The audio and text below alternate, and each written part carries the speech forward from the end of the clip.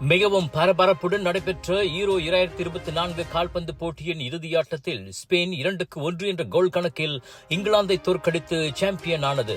ஆட்டம் முடிய 4 நிமிடங்கள் இருந்தபோது மிக்கேல் ஆயர்சபால் ஸ்பெயின் அணியின் வெற்றி கோலை அடித்தார். இதன் மூலம் 4வது முறையாக ஈரோ கிண்ணத்தை கைப்பற்றி ஸ்பெயின் வரலாறு படைத்தது. அது ஏற்கனவே 1964, 2008, 2012 ஆண்டுகளில் ஈரோ கிண்ணத்தை வென்றுள்ளது. அதோடு இம்முறை குழு நிலையிலான ஆட்டங்கள் தொடங்கி இறுதியாட்டம் வரை அனைத்து 7 ஆட்டங்களிலும் வெற்றி பெற்று மற்றொரு சாதனையையும் அது ஏற்படுத்தியுள்ளது.